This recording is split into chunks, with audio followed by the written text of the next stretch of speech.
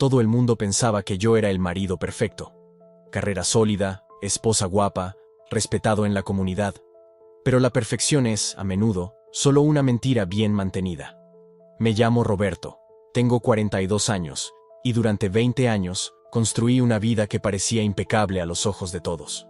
Me despertaba a las 5:30 de la mañana, desayunaba con mi esposa Ana, revisaba los informes de la cooperativa agrícola donde trabajaba como administrador, y me iba a la oficina antes de que saliera el sol por completo.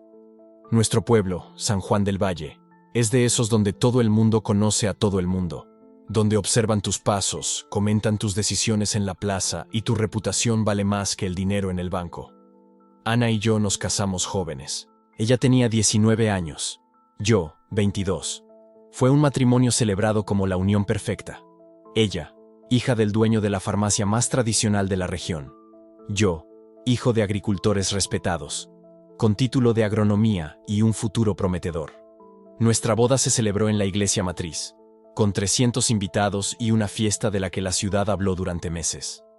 En los primeros años, todo parecía funcionar. Compramos una casa en el centro, con un amplio porche y un jardín que Ana cuidaba con una dedicación casi religiosa. Ella organizaba el té con sus amigas. Yo participaba en la asociación comercial y cenábamos los domingos en casa de mis padres. Era una coreografía social ejecutada con precisión, una obra de teatro donde cada uno conocía sus líneas. Pero había algo que nadie veía, algo que a mí mismo me costaba nombrar. En los últimos 5 años, empecé a sentir un vacío que crecía silenciosamente, como la mala hierba bajo el cemento. Me acostaba al lado de Ana todas las noches y sentía como si hubiera un cristal invisible entre nosotros. Ella hablaba sobre la reforma de la cocina, sobre los chismes de la iglesia, sobre los planes para las vacaciones. Y yo escuchaba, respondía en piloto automático, mientras una parte de mí gritaba por algo que no lograba identificar. Empecé a pasar más tiempo en la oficina. No porque tuviera trabajo extra, sino porque en casa el silencio era ensordecedor. El silencio de las preguntas que no hacía, de las conversaciones que no teníamos, de la intimidad que se convirtió en rutina mecánica. El sexo ocurría tal vez una vez al mes, siempre el sábado por la noche, siempre de la misma forma, siempre con las luces apagadas. Como un deber cumplido, no como deseo. Ana nunca se quejó. Era la esposa modelo, organizada, discreta, siempre bien arreglada. Pero yo sabía que ella también lo sentía. Veía en sus ojos, cuando me miraba por encima de la taza de café, una pregunta no formulada. ¿Dónde estás cuando estás aquí? Estaba atrapado en una vida que construí ladrillo a ladrillo, en una narrativa que la ciudad entera validaba. Ricardo, el marido ejemplar. Ricardo, el profesional competente. Ricardo, el que nunca dio motivos para las malas lenguas. La perfección tiene un precio, y yo lo estaba pagando con pedazos de mi alma. Fue en diciembre del año pasado cuando las cosas empezaron a cambiar. Estábamos en pleno invierno, ese frío seco del interior que congela de madrugada y desaparece al mediodía.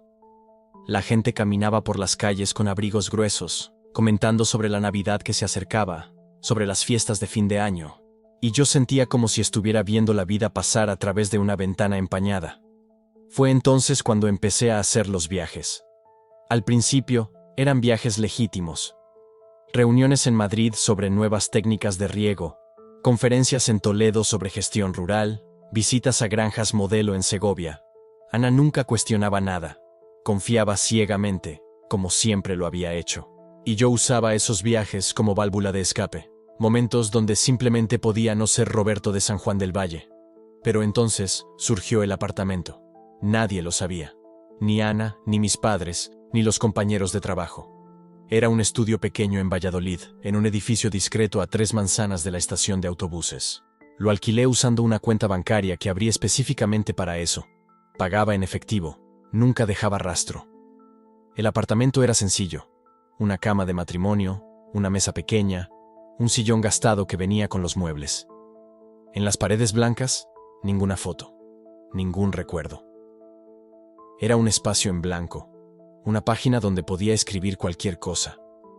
O donde podía, finalmente, no escribir nada. Pasaba fines de semana enteros allí. Le decía a Ana que eran compromisos de trabajo, cursos de actualización, visitas a proveedores. Ella me creía porque nuestra vida entera estaba construida sobre la confianza mutua. O sobre su ilusión. En el apartamento, yo simplemente existía. Leía libros que nunca leería en casa. Veía películas que Ana consideraría inapropiadas. Caminaba por los pasillos como un anónimo. Por primera vez en 20 años, nadie me conocía. Nadie esperaba nada de mí. Podía ser cualquiera. O nadie. Pero había algo más que eso. Algo que todavía no tenía el valor de admitir completamente, ni siquiera a mí mismo. Empecé a notar cosas. La forma en que mi mirada se detenía cuando pasaban ciertos hombres. La extraña tensión que sentía en vestuarios.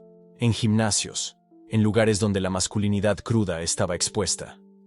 Durante años, empujé esos pensamientos al fondo de mi mente, etiquetándolos como admiración, como envidia del físico, como cualquier cosa menos lo que realmente eran.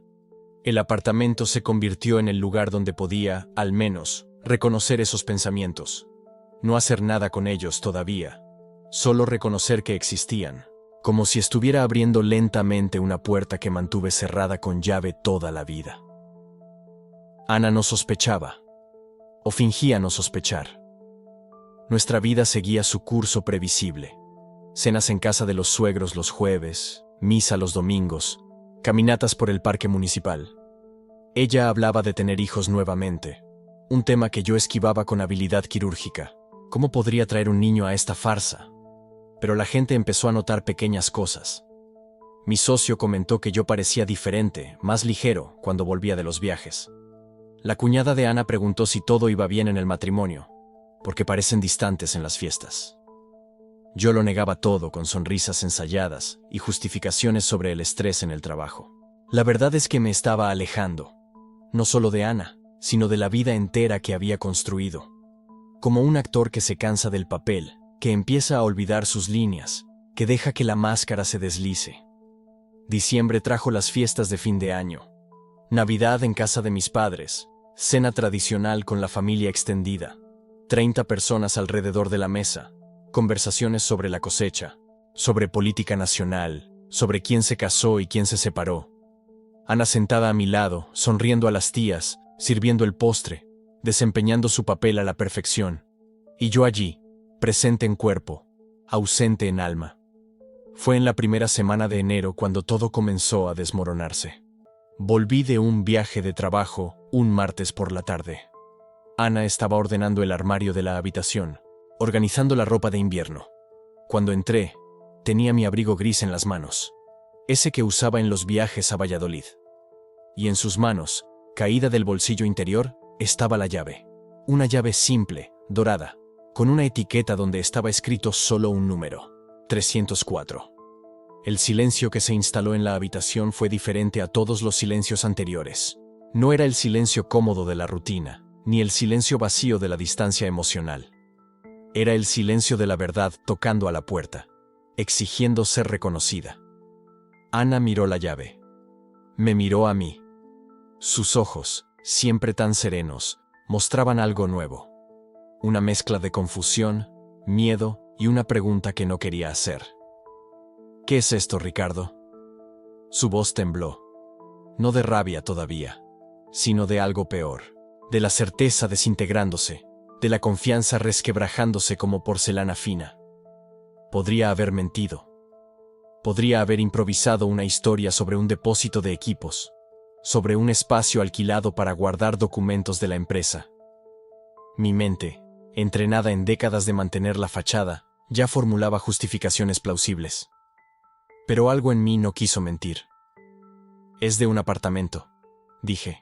Mi voz sonó extrañamente calmada, como si perteneciera a otra persona. En Uberlandia. El rostro de Ana perdió el color. Se sentó en la cama despacio, aún sosteniendo la llave como si fuera la evidencia de un crimen. Y tal vez lo era. Un apartamento.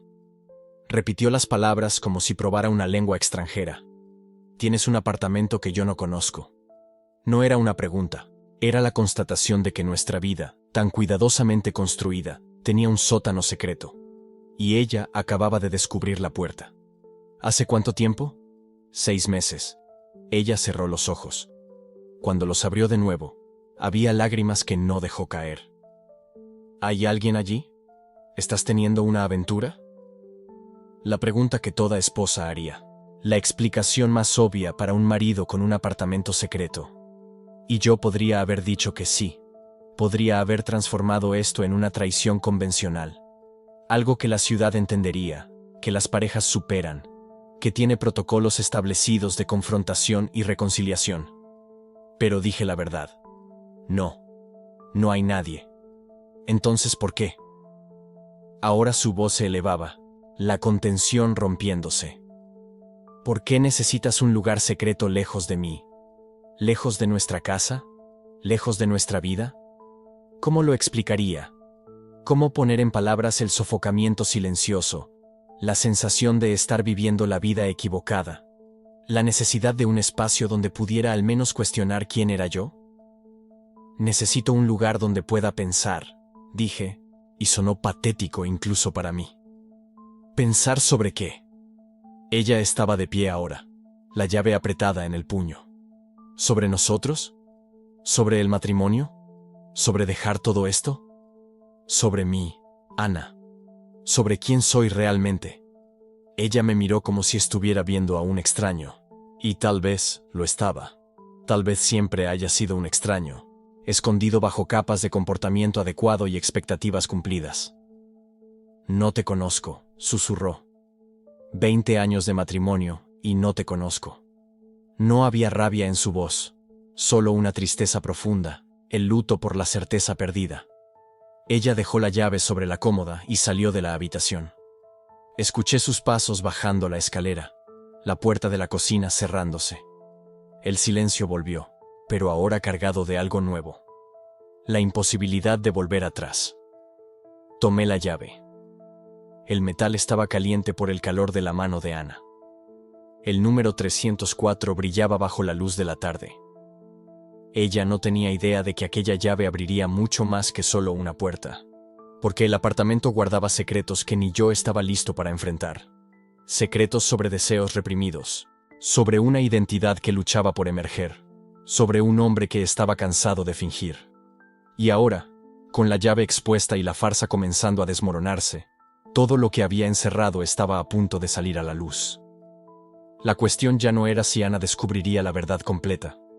La cuestión era si yo tenía el coraje de finalmente admitírmela a mí mismo, y si nuestra vida perfecta sobreviviría a lo que estaba guardado detrás de la puerta del apartamento 304.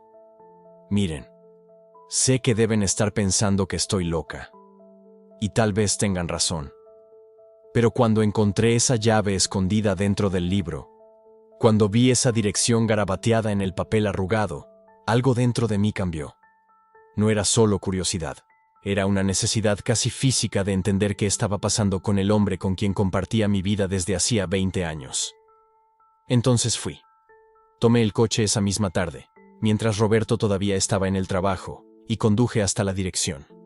Un edificio antiguo en el centro de la ciudad, nada llamativo. De esas construcciones de los años 70 que pasan desapercibidas en cualquier rincón. Aparqué al otro lado de la calle y me quedé allí, mirando esas ventanas todas iguales, preguntándome cuál de ellas guardaba los secretos de mi marido. La llave tembló en mi mano cuando entré al edificio. Apartamento 304. Tercer piso.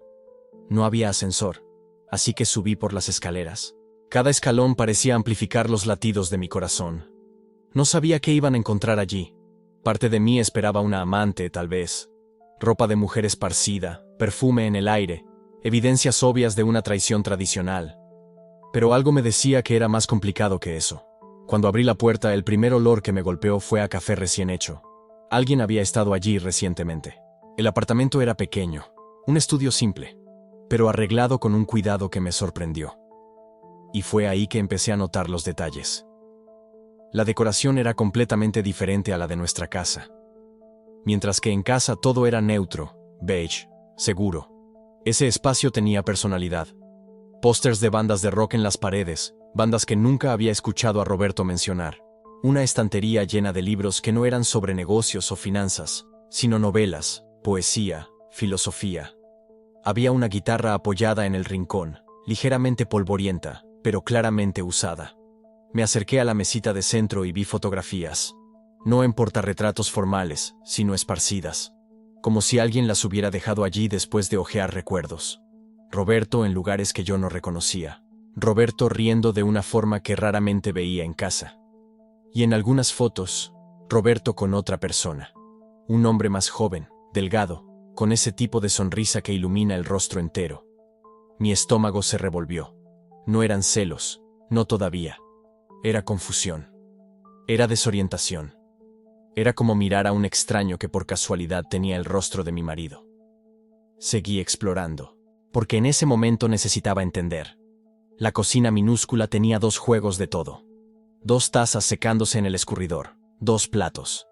Era la confirmación silenciosa de que ese espacio no era solo un refugio solitario. Era compartido. Cuando entré al baño, fue allí donde todo se volvió innegable. 2 cepillos de dientes en el portacepillos, uno azul, que reconocí como la marca que Roberto usaba, y uno verde, más pequeño, claramente de otra persona. Productos de higiene masculinos, pero de marcas diferentes a las que él usaba en casa. Un desodorante que nunca había visto. Un jabón con olor a menta que no era el suyo. Me senté en el borde de la cama, porque mis piernas simplemente ya no me sostenían. La cama estaba hecha con cuidado. Las sábanas eran de un tono azul oscuro que Roberto siempre dijo que no le gustaba. Pero allí estaba, en esa habitación secreta, durmiendo en sábanas azules con alguien que no era yo. Fue cuando abrí el armario que sentí el impacto real. Ropa de Roberto. Sí, esas camisas casuales que él nunca usaba en casa. Pero también ropa de otro hombre. Jeans de una talla más pequeña. Camisetas con estampados de banda Cindy. Una chaqueta de cuero que tenía ese olor a alguien joven.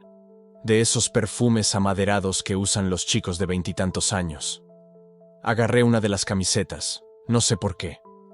Tal vez para tener alguna prueba tangible de que aquello era real. Y fue ahí que encontré, en el bolsillo de uno de los jeans colgados, una entrada de cine. 2 entradas, en realidad, engrapadas juntas. Del mes pasado.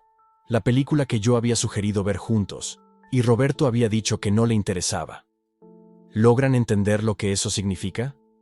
Ese pequeño rechazo doméstico, que en el momento yo había dejado pasar, ahora cobraba un peso completamente diferente. Él no había visto la película conmigo porque ya la había visto con otra persona. Con él. Con el dueño de ese cepillo de dientes verde. Estaba intentando procesar todo esto, sentada en esa cama que olía a una vida que yo no conocía, cuando escuché el sonido. Un teléfono vibrando. No era el mío. Miré a mi alrededor y vi, en la mesilla de noche, un móvil que no reconocía. Básico, barato, de esos que uno compra en cualquier tienda de conveniencia. Un teléfono desechable, un teléfono secreto. La pantalla estaba encendida con una notificación de mensaje. Y el nombre que apareció allí, ese nombre con el que me iba a obsesionar los próximos días, era Marcus. Hoy salgo más temprano. ¿Te encuentro ahí a las 19 horas? Mi corazón se disparó. Eran las 4 de la tarde. Tenía menos de 3 horas antes de que alguien llegara allí. Antes de que él llegara allí. Marcus. ¿Quién era Marcus? ¿El hombre de las fotografías? ¿El dueño del cepillo de dientes verde? ¿El dueño de la chaqueta de cuero? Agarré el teléfono, las manos temblando tanto que casi lo dejo caer. No tenía contraseña. Él había dejado un teléfono secreto sin contraseña. Parte de mí quería reírse de la ironía. Tanta elaboración para mantener ese mundo escondido, pero un descuido tan básico.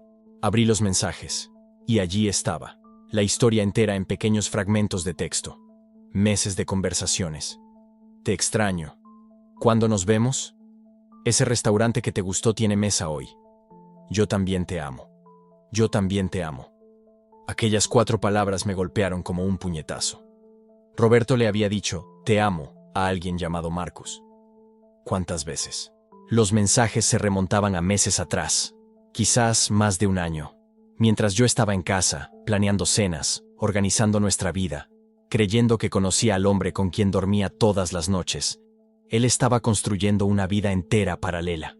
Pero la parte más extraña, la parte que todavía no puedo explicar completamente, es que mientras leía esos mensajes, mientras veía las pruebas irrefutables de que mi marido estaba viviendo una mentira, no sentía rabia, No todavía. Lo que sentía era algo más profundo y más confuso, porque los mensajes no eran solo románticos, eran vulnerables. El Roberto que escribía esos mensajes era un hombre que yo no conocía. Un hombre que hablaba sobre miedo, sobre no saber quién era, sobre pasar la vida entera fingiendo. Un hombre que decía cosas como, contigo puedo ser yo mismo, y no sé cómo vivir dividido así, pero tampoco sé vivir sin ti. Había dolor en aquellas palabras. Había un sufrimiento que nunca había percibido en los 20 años que estuvimos juntos. Y eso me hizo cuestionar todo. ¿Realmente conocía al hombre con quien me casé? ¿O me había casado con una actuación, con una versión de él que él creía que el mundo esperaba ver? Estaba tan absorta leyendo los mensajes que casi no escuché cuando el teléfono comenzó a sonar. La pantalla se encendió de nuevo, y ahí estaba.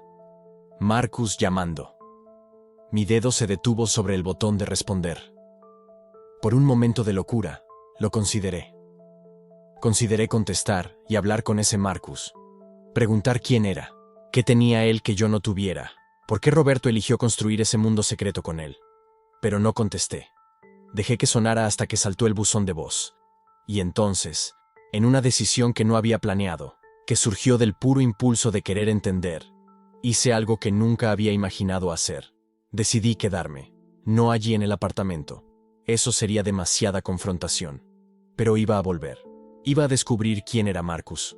Iba a verlos juntos, entender esa dinámica, esa vida paralela. Porque después de ver todo aquello, después de leer esos mensajes llenos de una vulnerabilidad que Roberto nunca me había mostrado, necesitaba respuestas. Puse el teléfono exactamente donde estaba. Arreglé la camiseta que había movido. Verifiqué que no hubiera dejado rastros de mi presencia. Y salí de aquel apartamento con más preguntas que cuando entré. En el coche, mientras conducía de vuelta a casa, mi mente no paraba.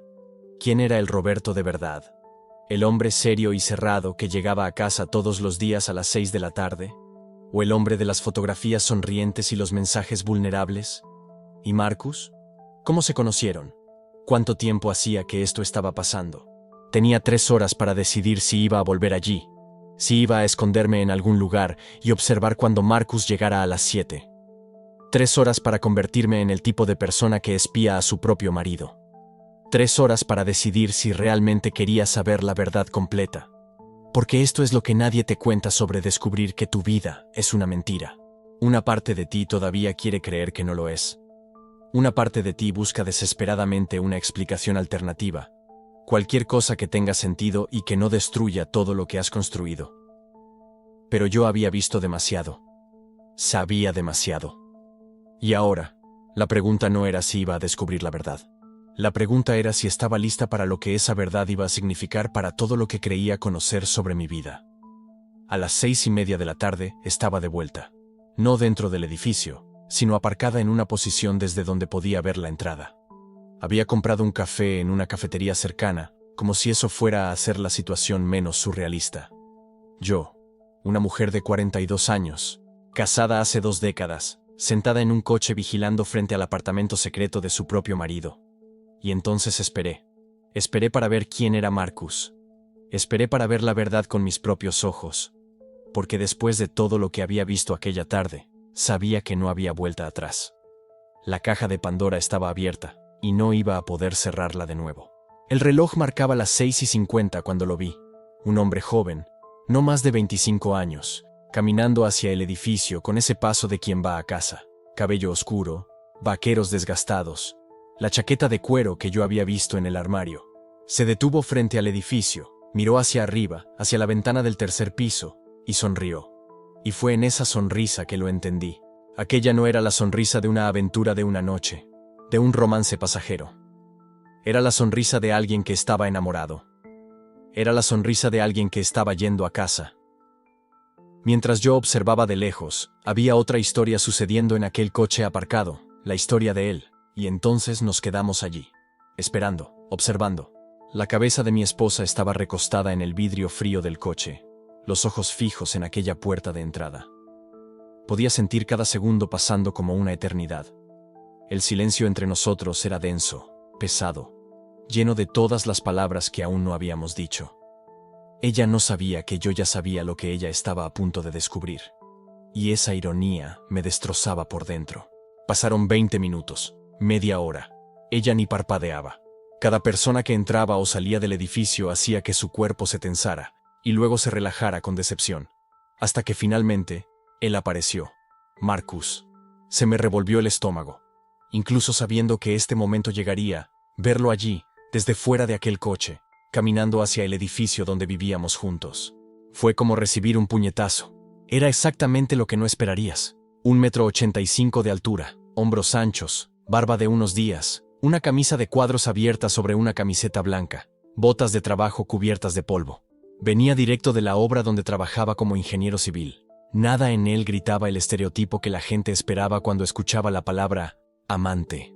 Era masculino, rudo incluso, del tipo que encontrarías arreglando el motor de un camión o bebiendo una caña en un bar de la carretera.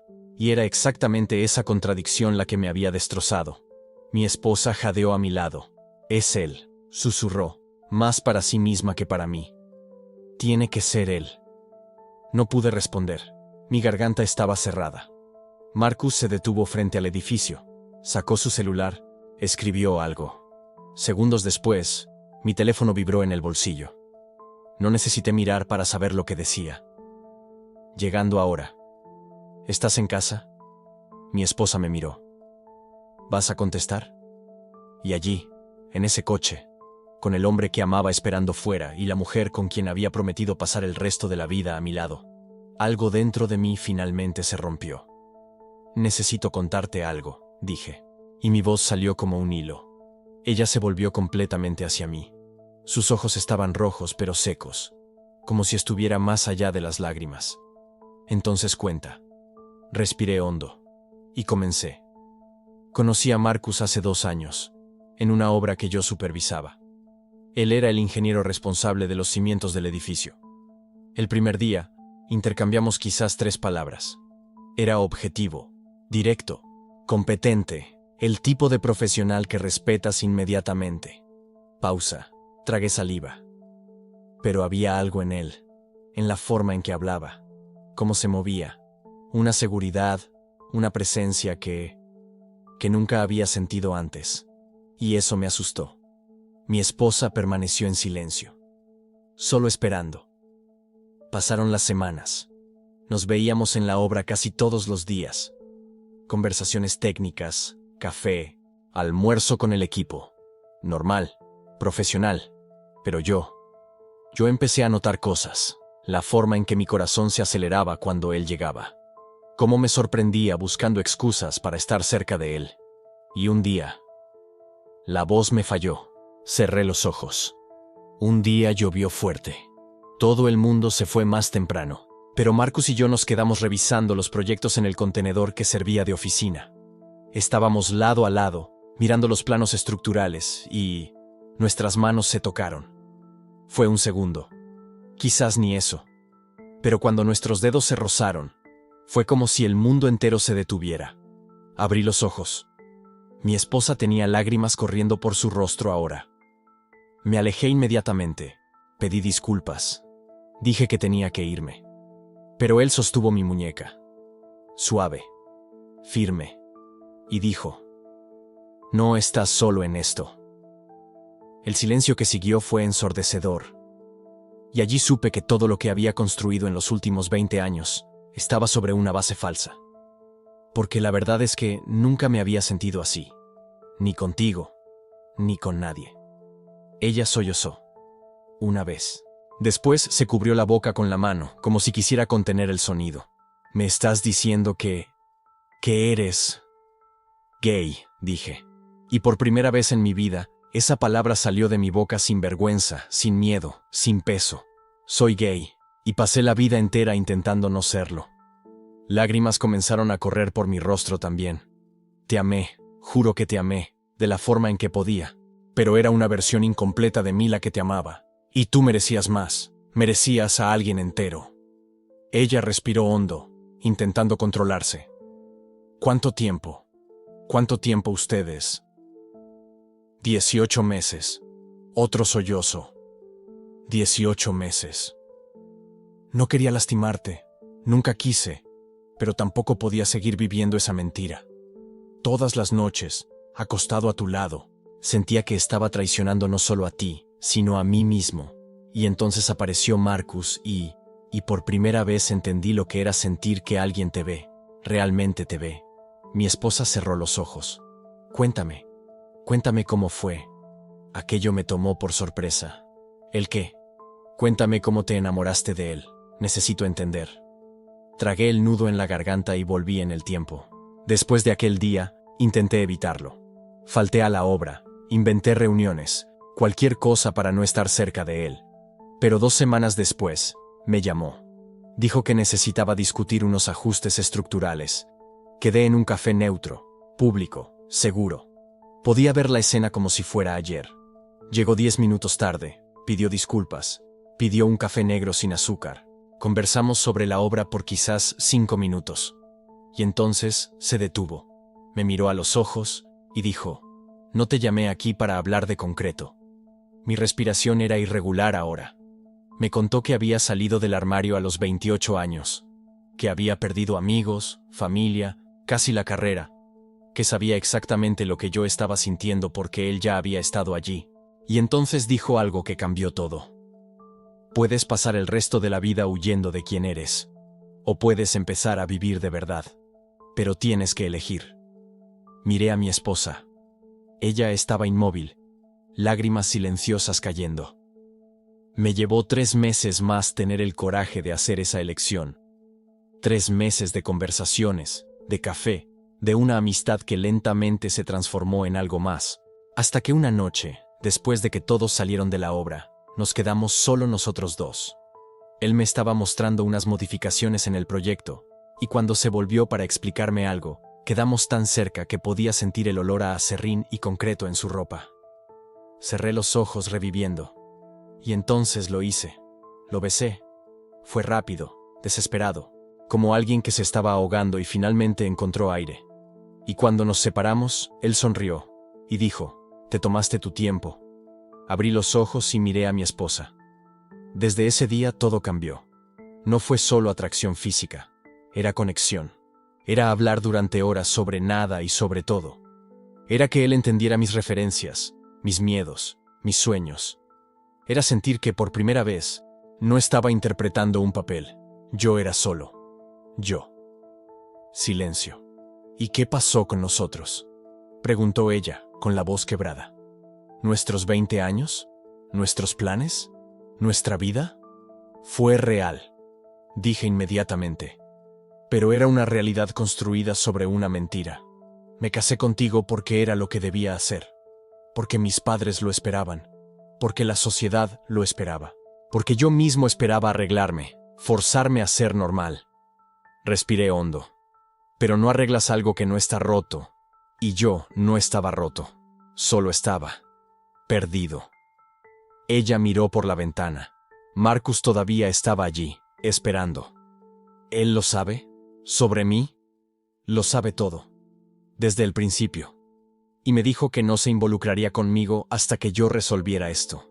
Hasta que fuera honesto contigo. ¿Y por qué nunca lo fuiste? Esa era la pregunta que me hacía todas las noches. Porque tenía miedo. Miedo de perderte. Miedo de perder a nuestra familia, a nuestros amigos, nuestra vida. Miedo de lo que dirían, de lo que pensarían. De convertirme en el tema de conversación, el motivo de las miradas de lástima. Las lágrimas seguían cayendo. Pero principalmente, tenía miedo de admitir finalmente en voz alta lo que siempre supe en el fondo. Que nunca sería el hombre que merecías. Y que tal vez, solo tal vez, yo también merecía ser feliz. Mi esposa se quedó en silencio por un largo tiempo. Luego, abrió la puerta del auto. ¿A dónde vas?, pregunté alarmado. Voy a conocer al hombre que me robó a mi marido. Antes de que pudiera detenerla, ya estaba cruzando la calle. Corrí tras ella, pero fue rápida. Marcus la vio llegar, y su rostro se tensó, confundido. Tú debes ser Marcus, dijo ella, con la voz sorprendentemente firme. Él me miró a mí, luego a ella. Sí, soy su esposa. La incomodidad en el rostro de Marcus era visible. Yo... lo siento mucho. No tenía que ser así. ¿Cómo tenía que ser?, preguntó ella, y no había ira en su voz, solo cansancio. Dime, ¿cómo tenía que ser? Marcus tragó saliva. No lo sé, pero así no. Ella lo estudió por un momento. ¿Lo amas? La pregunta tomó a todos por sorpresa. Marcus me miró, luego volvió a mirarla a ella. Sí, lo amo. ¿Y él te hace feliz? Más que cualquier cosa. Ella asintió lentamente, y entonces, para mi absoluta sorpresa, dijo: cuídalo, porque yo no pude. No de la forma que él necesitaba. Y entonces se dio la vuelta y comenzó a caminar de regreso al auto. La alcancé. Espera. ¿A dónde vas? Ella se detuvo. Me miró. Los ojos rojos, pero secos ahora. A casa. A procesar esto. A descubrir qué hacer con 20 años de mentiras. Lo siento mucho, dije, y mis palabras parecían tan inadecuadas, tan pequeñas ante el dolor que yo había causado. Yo también, respondió ella. Pero ¿sabes qué es lo peor? Lo peor no es que seas gay. Lo peor es que nunca confiaste en mí lo suficiente para contármelo. 20 años. Y nunca me diste la oportunidad de entenderte. Ella subió al auto y se fue, dejándome allí, en la acera, con Marcus a mi lado, y el peso de 2 décadas de mentiras finalmente descargadas sobre mis hombros. Marcus puso su mano en mi hombro. ¿Estás bien? Lo miré.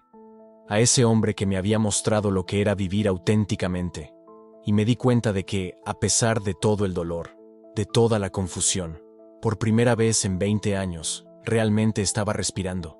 No lo sé, dije honestamente, pero es un comienzo. Él asintió. Sí, es un comienzo. Y allí, parados en la acera, mientras el sol comenzaba a ponerse, entendí que decir la verdad era solo el primer paso. La verdadera cuestión ya no era si yo era gay o no, era: ¿qué haría con esta verdad ahora que había salido a la luz? Porque una cosa era segura: mi vida como la conocía había terminado.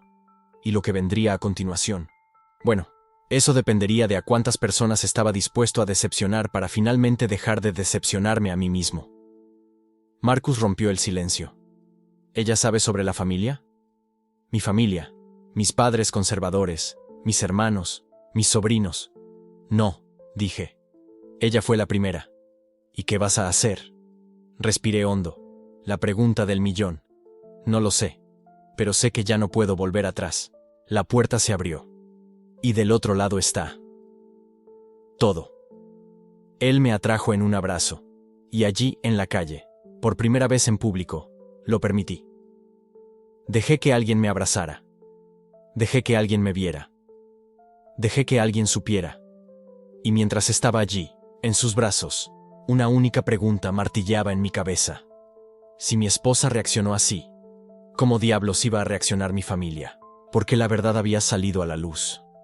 Pero las consecuencias apenas comenzaban. La verdad estaba echada, y no había vuelta atrás. Mi esposa se quedó paralizada por unos segundos que parecieron horas. Su rostro pasó por todas las emociones posibles: confusión, incredulidad, dolor. Después vino la ira. Me estás tomando el pelo, ¿verdad? Esto es una broma de mal gusto. Negué con la cabeza. No podía hablar. Las palabras se habían agotado. Ella comenzó a caminar de un lado a otro de la sala, con las manos temblando. 20 años. 20 años. ¿Y vienes a decirme esto ahora? Que tú.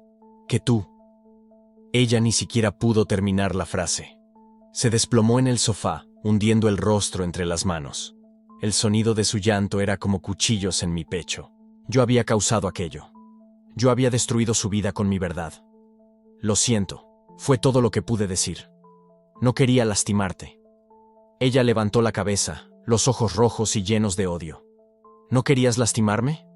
Viviste una mentira conmigo durante 2 décadas. Me usaste como fachada.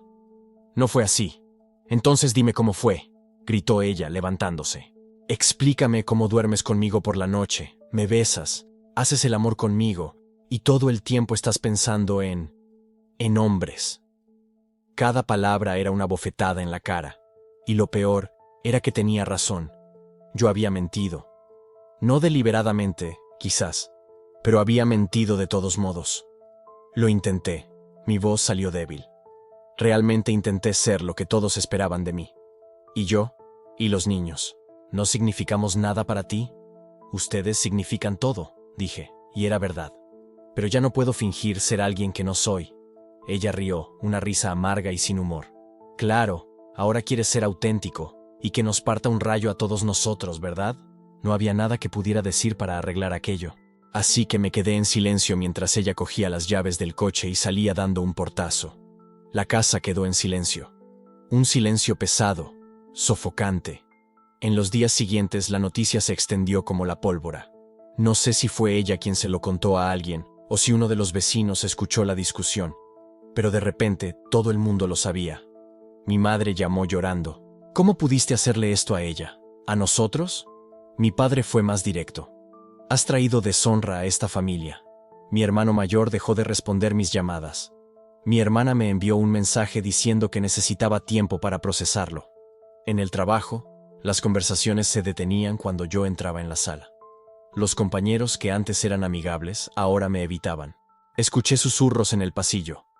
¿Sabías que Roberto es gay? Pobre esposa. Debe estar destrozada. La presión era sofocante. Me despertaba por la mañana con un peso en el pecho, como si estuviera cargando el mundo sobre mis hombros. El miedo era constante. Miedo a perderlo todo. Miedo a quedarme solo.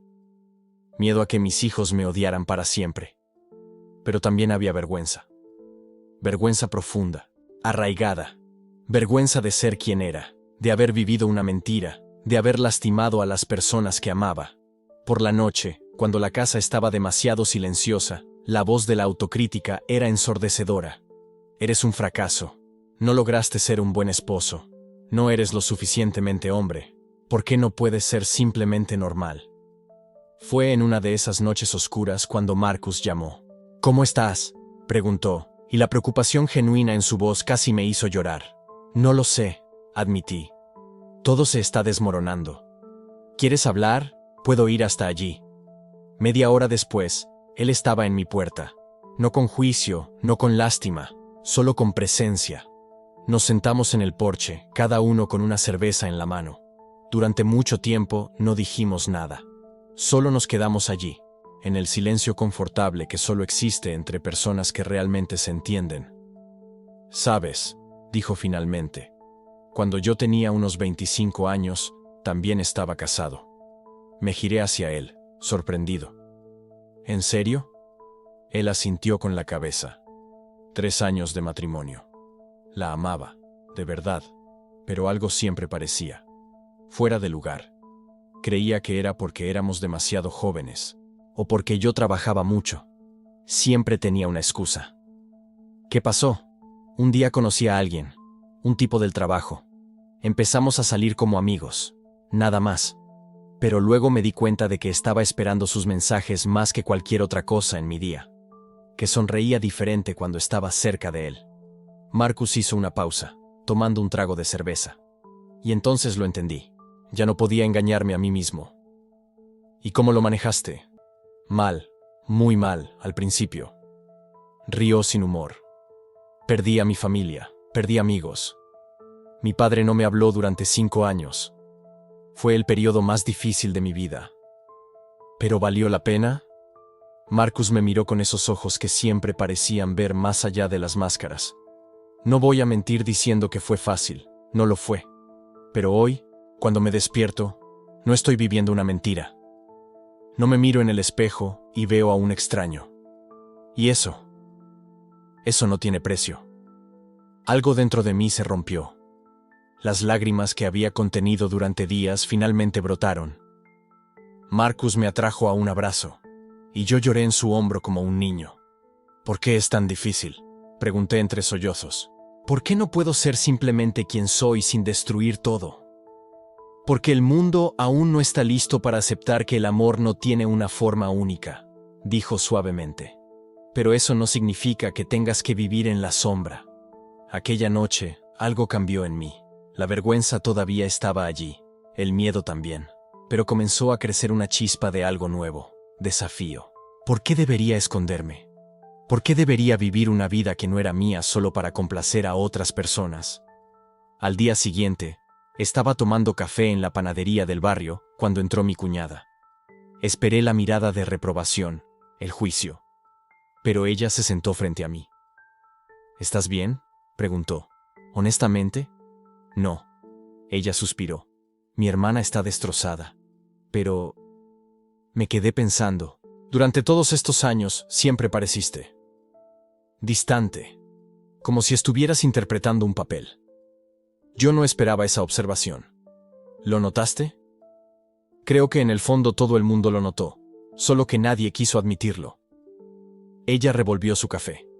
Mira, no entiendo todo esto, y todavía lo estoy procesando, pero siempre fuiste un buen padre, un buen cuñado. Eso no cambió solo porque tú eres quien eres. Fue un pequeño gesto, una pequeña aceptación, pero en ese momento significó el mundo. Unos días después, en el trabajo, uno de los colegas más jóvenes me invitó a almorzar. Tenía 20 y tantos años. Siempre fue discreto. Escuché lo que pasó, dijo cuando nos sentamos. Y solo quería decir, creo que es valiente. ¿Valiente? Reí amargamente. Destruí a mi familia. Fuiste honesto. Finalmente. Miró a su alrededor antes de continuar en voz más baja. Mi hermano mayor pasó por lo mismo hace unos años. También estaba casado. Tenía hijos. Y hoy es mucho más feliz. Los niños entendieron, con el tiempo. ¿Y si los míos no entienden? Entonces habrás hecho lo correcto de todos modos. Porque vivir una mentira no ayuda a nadie. Ni a ti, ni a ellos. Sus palabras resonaron en mi cabeza durante días. El punto de inflexión llegó 2 semanas después de la confesión. Mi esposa pidió que habláramos oficialmente sobre la separación. Estaba más tranquila, pero decidida. No puedo seguir en un matrimonio donde mi marido no me ama de la forma en que necesito ser amada, dijo, y había tristeza, pero también fuerza en sus palabras. Lo siento mucho, dije por 1000ª vez. Por todo. Yo también lo siento, pero no podemos cambiar quienes somos. Hizo una pausa. Los abogados se encargarán de los detalles, pero necesito que prometas una cosa, que seguirás siendo un padre presente para los niños. Te van a necesitar. Lo prometo. Firmar los papeles de la separación fue simultáneamente liberador y devastador. Era el fin de una era, el derrumbe de una vida que había construido cuidadosamente durante 20 años. Pero era también el comienzo de algo nuevo. Algo verdadero. Esa noche, Marcus vino a buscarme. Necesitas salir de esa casa, dijo. Ven, vamos a cenar. Fuimos a un restaurante pequeño, lejos de mi barrio. Un lugar donde nadie me conocía, donde simplemente podía existir sin el peso del juicio. Durante la cena, me di cuenta de algo. Por primera vez en semanas, estaba sonriendo de verdad. No una sonrisa forzada, no una máscara, sino una sonrisa genuina. ¿En qué estás pensando?, preguntó Marcus. Que tal vez este sea el comienzo de algo bueno. Lo es. Sostuvo mi mano sobre la mesa. Un gesto simple pero cargado de significado. Solo necesitabas tener el coraje de dejar ir la mentira. El restaurante estaba lleno, pero en ese momento parecía que éramos solo nosotros dos. Y por primera vez, no sentí vergüenza. No sentí miedo. Sentí alivio. Alivio de finalmente estar siendo yo mismo. De no necesitar fingir más, no necesitar esconder más. Claro, todavía había desafíos por delante. Mis padres seguían distantes. Mi hermano aún no había vuelto a hablarme. Mis hijos necesitarían tiempo para procesar todo.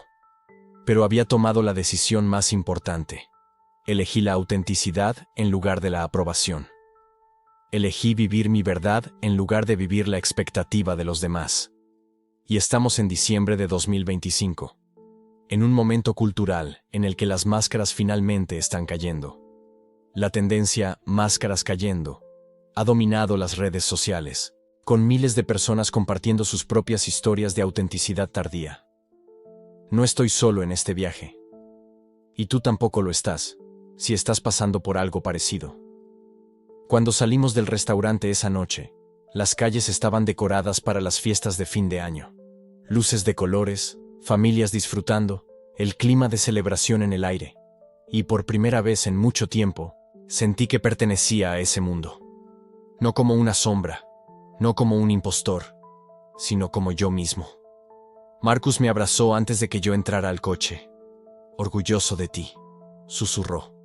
Y mientras conducía a casa, una casa ahora vacía, pero también llena de posibilidades, entendí algo fundamental.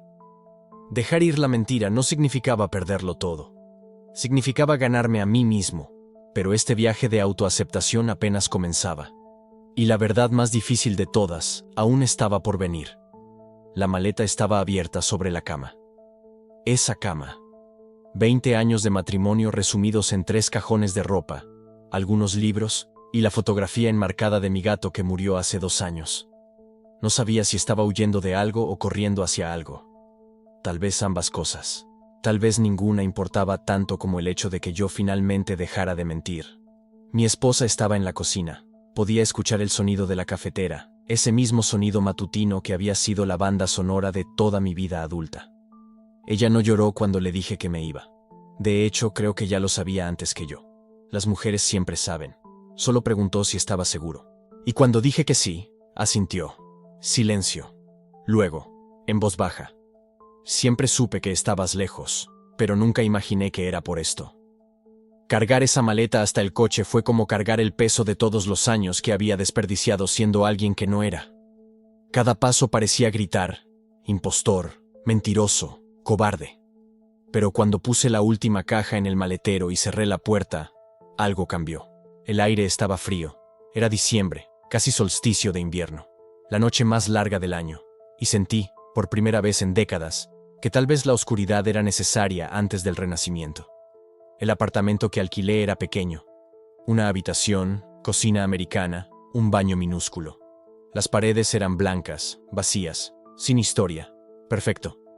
Necesitaba un espacio sin recuerdos, sin los fantasmas de quien fingía ser.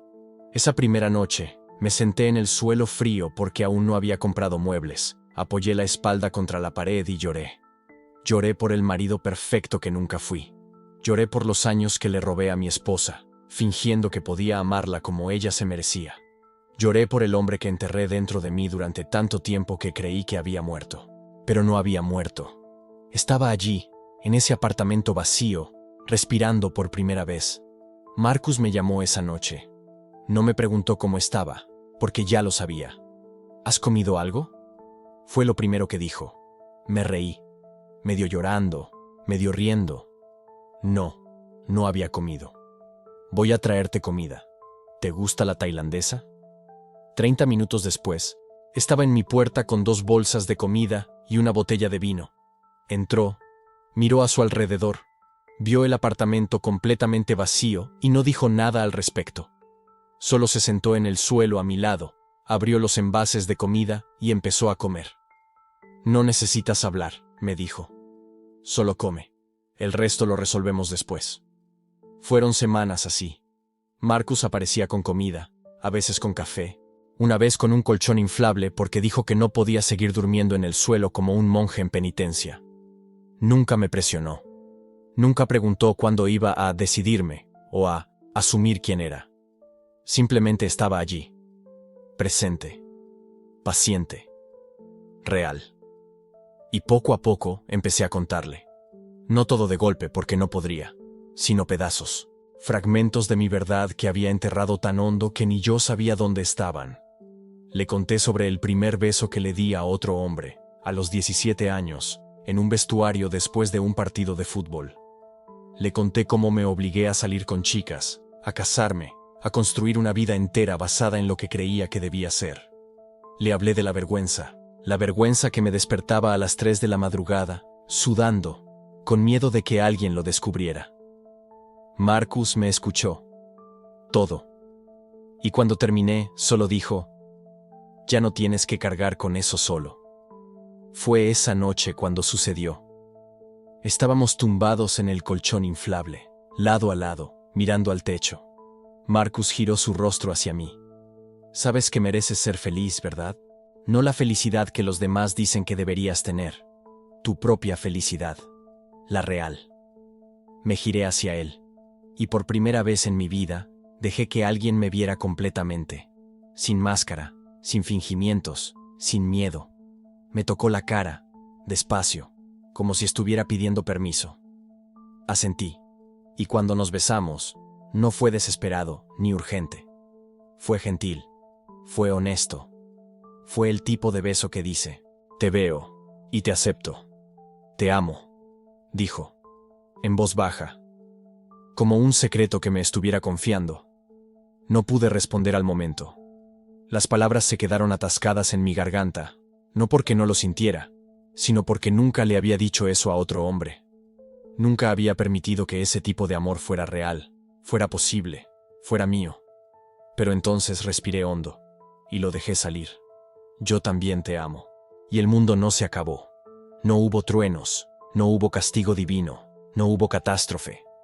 Solo estábamos nosotros dos, en ese apartamento vacío, construyendo algo verdadero sobre las ruinas de lo que yo había sido.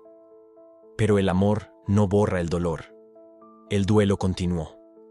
Perdí amigos, gente que creía que me conocía, que decía que me apoyaba. De repente desapareció.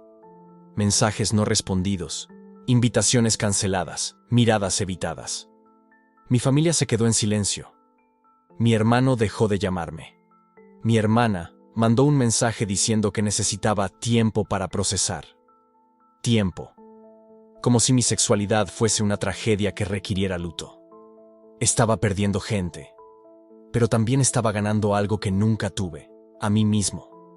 Y entonces, inesperadamente, mi exesposa me llamó. Mi corazón se disparó cuando vi su nombre en la pantalla.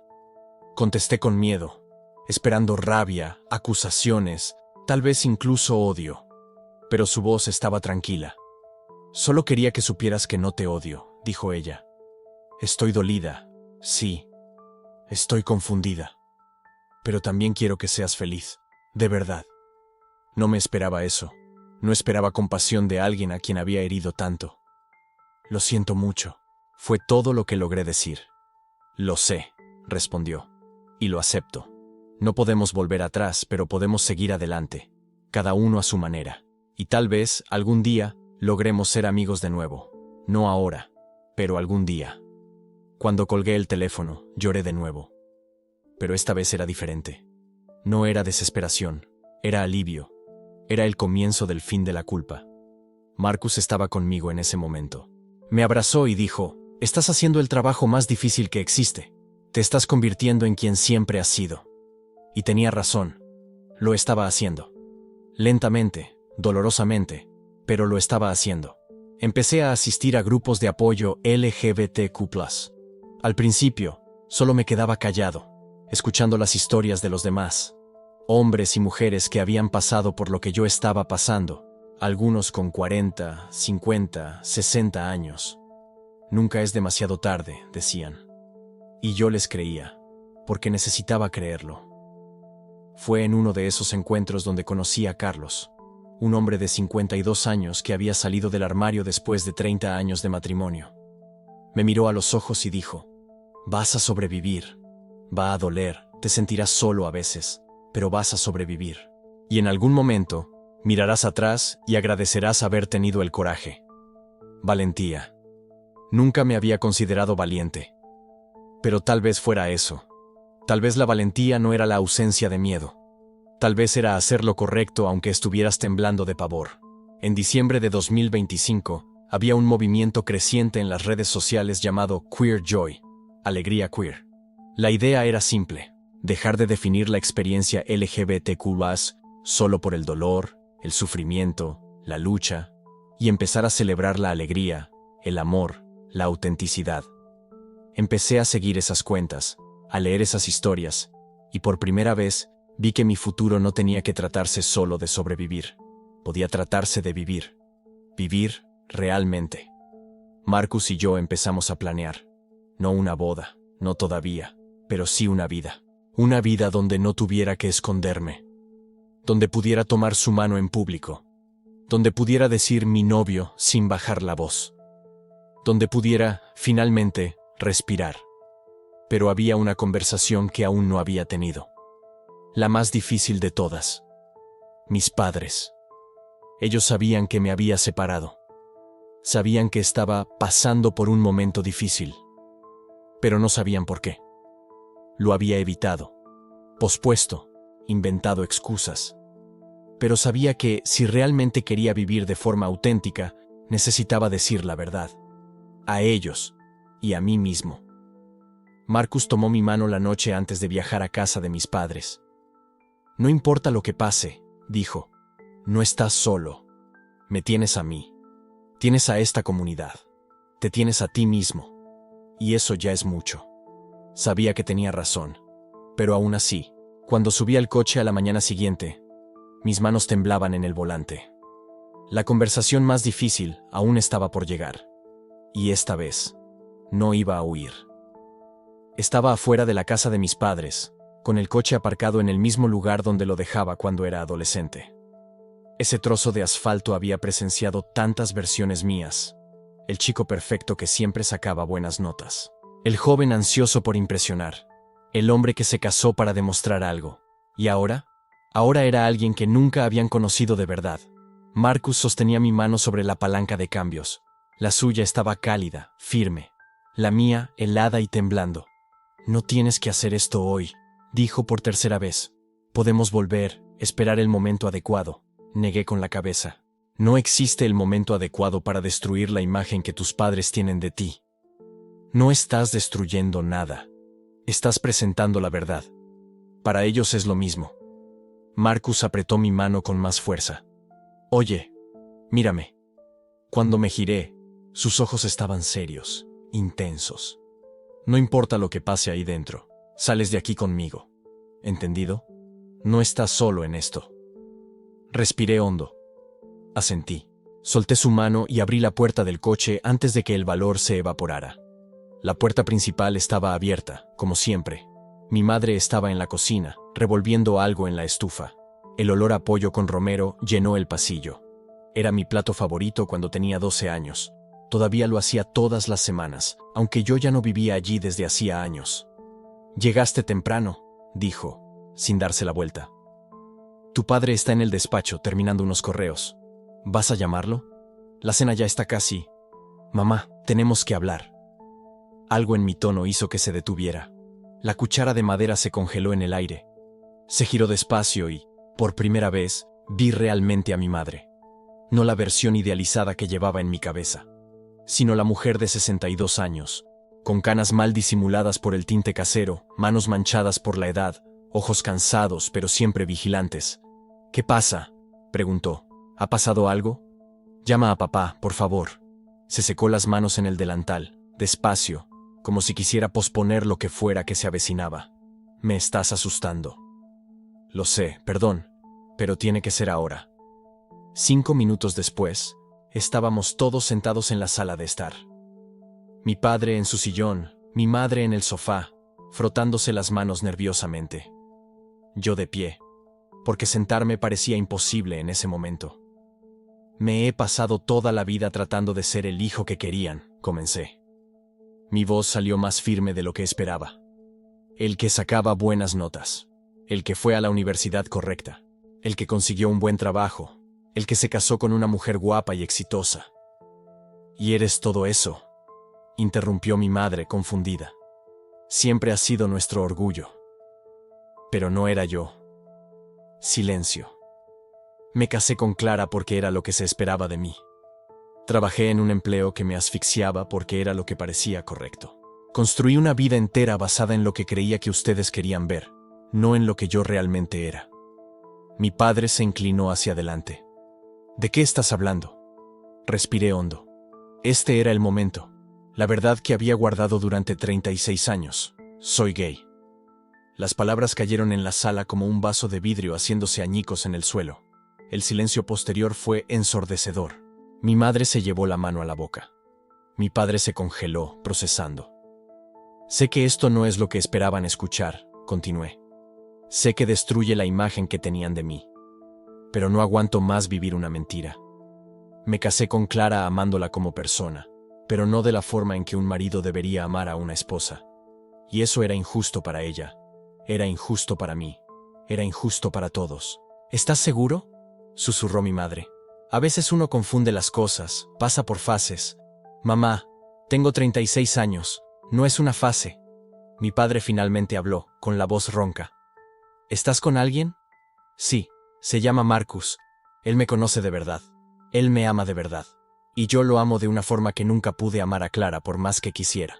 ¿Él? Repitió mi madre, como si la palabra fuera extranjera en su boca.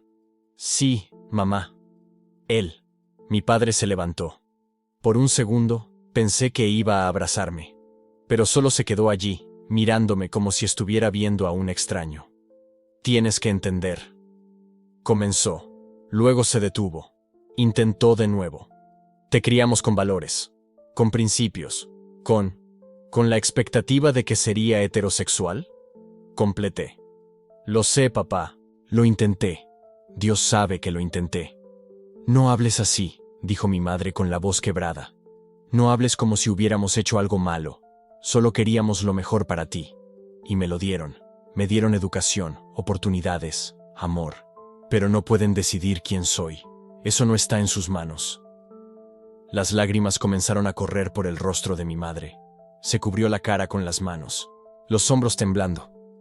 Mi padre puso la mano en su hombro, pero sus ojos seguían en mí, confundidos, heridos, perdidos. Necesito tiempo, dijo finalmente. Esto es mucha información. Lo entiendo.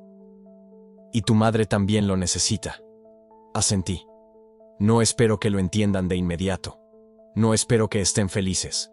Pero necesitaba que supieran la verdad, porque los amo, y no quiero mentirle más a las personas que amo.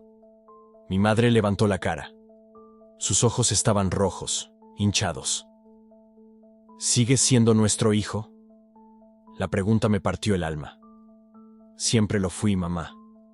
Solo que ahora están conociendo a quien realmente soy. No sé si pueda. Comenzó, pero no terminó. No hacía falta. Sabía lo que iba a decir. Está bien, dije. Y era verdad. Dolía, pero era verdad. Necesitan procesar esto. Lo entiendo. Les daré tiempo. Pero no voy a dar marcha atrás. No voy a fingir más. Salí de esa casa sin el abrazo que una parte de mí esperaba. Sin la aceptación que secretamente deseaba. Pero también sin la máscara que había usado por 36 años. Marcus estaba esperando en el coche, exactamente donde lo había dejado. Cuando entré, no preguntó nada. Solo abrió los brazos, y me derrumbé. Lloré por todo lo que había perdido. Por la aprobación de mis padres que tal vez nunca llegaría. Por el hijo perfecto que nunca fui. Por la vida que había construido sobre arena. Pero también lloré de alivio. Porque finalmente, por primera vez en mi vida, era libre. En los meses siguientes, mi vida se reorganizó de formas que nunca había imaginado. Mis padres no llamaron. Envié mensajes algunas veces, intentando mantener la puerta abierta, pero las respuestas eran cortas, formales, distantes. Dolía. Dios, cómo dolía. Pero yo había hecho mi parte. El resto estaba en sus manos. Clara y yo finalizamos el divorcio. Fue amigable. En la medida de lo posible. En la última reunión con los abogados, ella sostuvo mi mano por un segundo y dijo: «Deseo que seas feliz, de verdad». Y le creí. Marcus se mudó a mi apartamento. Al principio fue extraño. Compartir espacio con alguien de verdad, sin secretos, sin máscaras, pero extraño en el mejor sentido posible. Hay un recuerdo que guardo con especial cariño. 3 meses después de aquella conversación con mis padres, Marcus y yo estábamos cocinando juntos. Él picaba cebollas, yo freía ajo. Música sonando de fondo. La ventana abierta dejando entrar el viento fresco de diciembre de 2025. ¿Eres feliz?, preguntó de la nada. Me detuve, espátula en el aire. Y realmente pensé en la respuesta. Pensé en mis padres que aún no me habían perdonado. En el matrimonio que se había desmoronado. En la vida perfecta que se había revelado como una prisión. Y entonces pensé en el hombre a mi lado. En la libertad de caminar de la mano por la calle. En poder decir mi novio sin dudar. En despertar todos los días siendo exactamente quien era. Sí, respondí. Soy feliz. Y era verdad. No una felicidad de cuento de hadas donde todo se resuelve perfectamente. Sino una felicidad real, conquistada con dolor y coraje. una felicidad construida sobre la verdad, no sobre una actuación. Marcus sonrió, esa sonrisa que todavía hacía que mi corazón se acelerara, y me acercó para un beso que olía a ajo, cebolla y esperanza. Porque eso es lo que la autenticidad te da. No una vida perfecta, sino una vida real, una vida tuya. Si llegaste hasta aquí en esta historia, quiero decirte una cosa. El marido perfecto era una mentira, pero el yo imperfecto, auténtico, verdadero, ese es alguien a quien finalmente puedo amar. Y si estás viviendo una vida que no es tuya, si estás usando una máscara porque es lo que esperan de ti, sabe que no estás solo. Existen miles de personas pasando por lo mismo, escondiendo quienes realmente son porque tienen miedo al rechazo, al juicio, a la pérdida. No te voy a mentir, ser auténtico tiene un precio. A veces ese precio son relaciones que creías que durarían para siempre. A veces es la aprobación de personas que amas. A veces es la vida cómoda que construiste sobre bases falsas. Pero vivir una mentira también tiene un precio, y ese precio es tu alma. La elección es tuya, pero si decides ser libre, sabe que del otro lado existe una comunidad esperándote. Personas que te aceptarán exactamente como eres. Amor verdadero. Paz real. Hoy, cuando miro al espejo, reconozco al hombre que me devuelve la mirada. No es el marido perfecto. No es el hijo ideal. No es la persona que todo el mundo esperaba que fuera. Solo soy yo. Imperfecto, auténtico, libre. Y eso es más que suficiente. Si esta historia te tocó de alguna forma, compártela con alguien que necesite escuchar que no está solo. Porque cuanto más hablemos de esto, más fácil será para la próxima persona encontrar el coraje. Cuanto más historias verdaderas existan en el mundo, menos personas necesitarán vivir mentiras. Mereces amor, mereces aceptación, mereces vivir como realmente eres. ¿Y tu yo auténtico? Merece espacio para existir, respirar y finalmente, ser libre. La jornada de 1000 millas comienza con un solo paso. La mía comenzó en aquella habitación con 3 palabras. Soy gay. ¿Cuál será el tuyo?